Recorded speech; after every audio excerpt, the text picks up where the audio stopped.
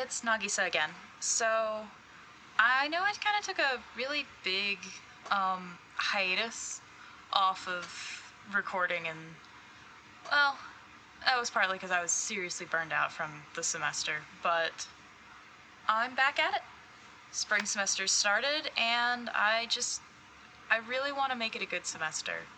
I'm super nervous because I haven't had a class that was, well, like a traditional class with tests and homework and studying for a while now, and I feel out of practice.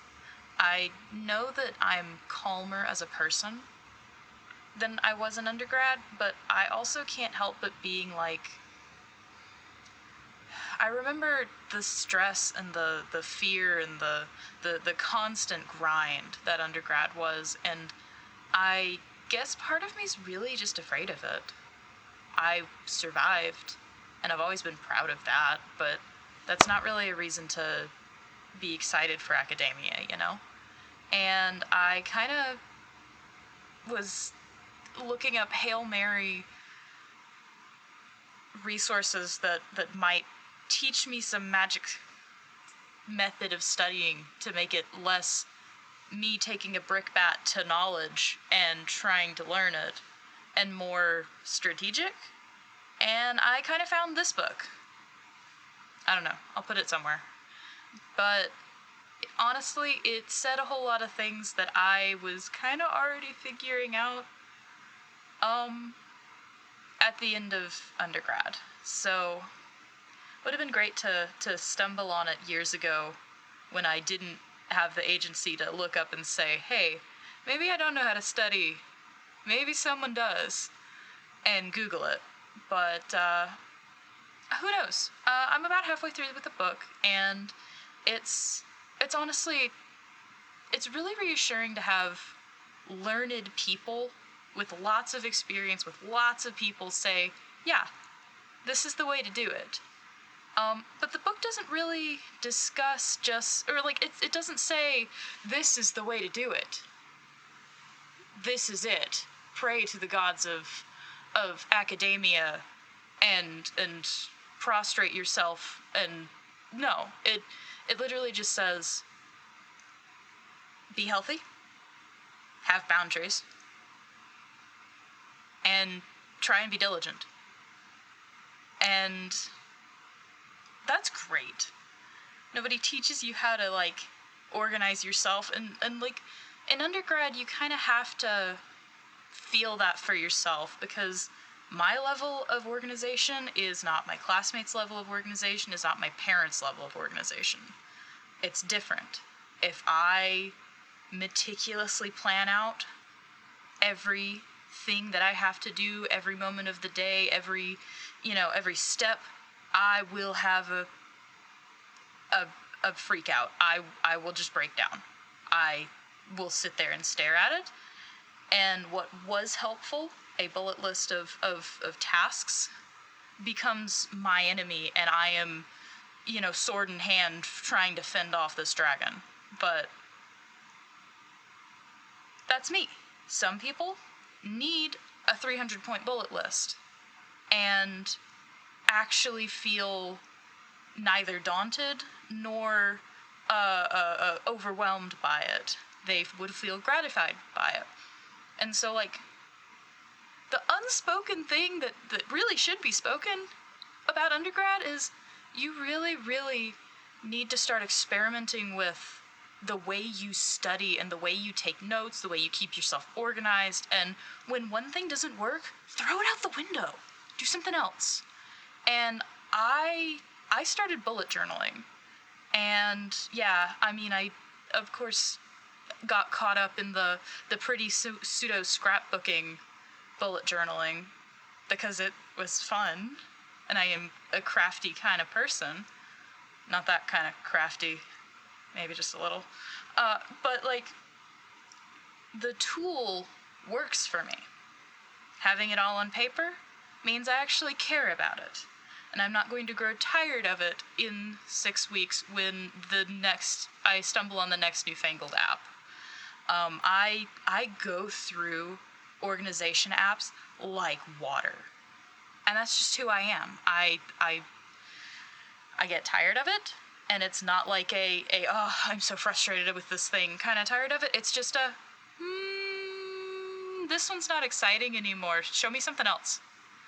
And you kind of run out of functional, usable, safe apps doing that. Versus a bullet journal, you can find fandom washi tape. You can print out pictures of whatever you're obsessed about and keep yourself active in it. So that's why I do it. But of late, I've started picking up more free-form planners than doing full bullet journaling. I just don't feel like I have the time. And suddenly setting up a whole spread becomes my dragon, and I have to fight it. So I found a dot cross planner by Scribbles That Matter, and that's been pretty good so far.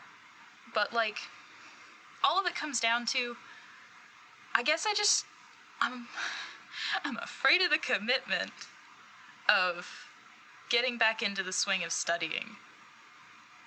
But, like, that's not it, though, because I enjoy learning. I wouldn't be in a grad program if I didn't enjoy learning. But I don't enjoy the stress of classrooms. I do not blossom in those settings. I shut down, I freak out. I'm kind of a huge introvert. And I already have to kind of put on this just to kind of talk out to people. And I have to do this, but, you know, with clothes and makeup to go to school. So, like, there are some obstacles there that I think added into making undergrad really, really hard for me. And again, those are just things that are part of who I am. And at this age, I've learned to notice them, to recognize what they mean, and to accept them. And then work around them. In undergrad, I couldn't really do that. I was too in the thick of it. I could not see the forest for the trees. I basically couldn't see past the current tree I was standing next to. And it was really, really overwhelming. I fought through it, and I'm proud of that, because I learned a lot about myself, and I learned to put my foot down and decide where I stood, instead of just letting myself be wherever I was. I chose where I wanted to be. And that was a big thing. But those were like super junior year kind of decisions. And I say super junior because I swapped majors. So I spent the first couple of years, freshman, sophomore year, in a different major. And a good chunk of the credits transferred, but not all of them did. And so I ended up with 2 sophomore and 2 junior years. Because those were where the credits were not lining up. So my super junior year was the second junior year, and thus the year before senior year, which none of that makes sense. Sorry. But it made sense to me. But I was 23, you know? I was already well over the age you're supposed to have graduated by now. And I was finally in a place where I no longer wanted to I recognized my problem, which was I was just letting life carry me, and I figured that's the way of it. I didn't think to think further than that. And I finally got just fed up with the way I was feeling and the way I was living and the decisions I was making and how I felt cornered in all of them. And I discovered punk music. And that's not what taught me how to think deeper or whatever, but it was a really good excuse to put my foot down. And I will always, always love the punks, and I will always call myself a punk. Because I am. Because I'm standing where I want to stand. And that's what you gotta do. Yeah, so I started making decisions. Like active decisions, active choice, and how did I want to be? Who did I want to be? How did I want people to think of me? Instead of just gunning for whatever perfect was. Perfect doesn't exist. Nobody is perfect. Nobody is normal. Nobody is anything, because everyone has their own, like, strife. Everyone's got their own challenges. Everyone's overcoming something. So I lost the thread. Well, that's probably fine. This has been kind of rambly, but to be honest, I'm just kind of super conflicted about getting back to actually studying. When it's just me and a textbook, yeah, that's fine. It's pretty easy because I can spend the time in my own head learning it.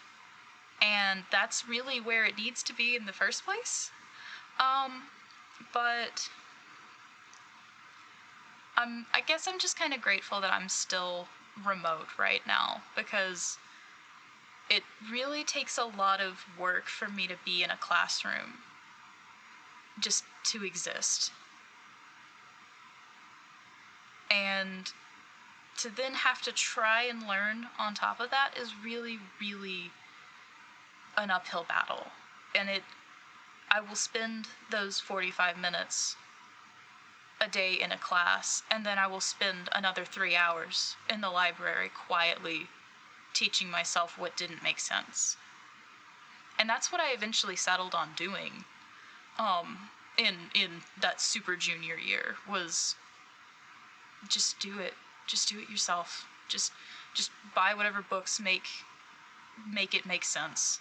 The For Dummies series, differential equations for dummies, do not overlook that if you need differential equations. It will teach you almost everything better than your textbook. Not better than your grad student, though. If you've got a teacher who's actually, like, teaching and meeting and having, like, reach out. Because differential equations is a lot easier with someone who knows what they're talking about. But barring that, differential equations for dummies.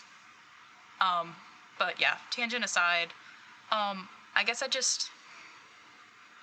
super, super conflicted, because I'm excited to learn this stuff, because the classes I'm in, fun. They look so fun. And it's stuff that I've heard about, and I've grown up hearing what has snowballed into these topics, and so I'm like, yes, teach me, I want to know. But on the other hand, I'm like, I test horribly. Like, it doesn't matter. It doesn't matter if I'm sitting here in my room, or in a classroom, or in a testing facility on the other side of town. I test horribly. I freeze, I freak, I try and breathe, I then run out of time. Not good. Bad experiences in tests make me very, very anxious. I do fine with deadlines. Homework, usually always on time. I figure it out. I do have a tendency to swap numbers, but, you know, who doesn't?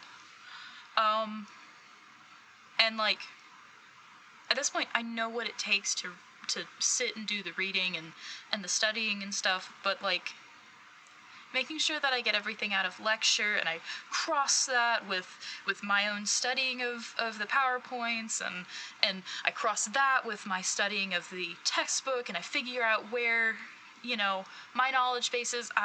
It's a whole lot of work, and I've never quite figured out the right system or balance of lecture notes, my notes, textbook. And it's so much. And I mean, I guess I'm complaining about, you know, the rain. It's something everyone deals with. But it's just, I don't know. Felt like sharing. Felt like talking about it. And, I don't know. If you're feeling the same way, or if you've got stresses about the semester coming up, let me know. Alright, bye-bye.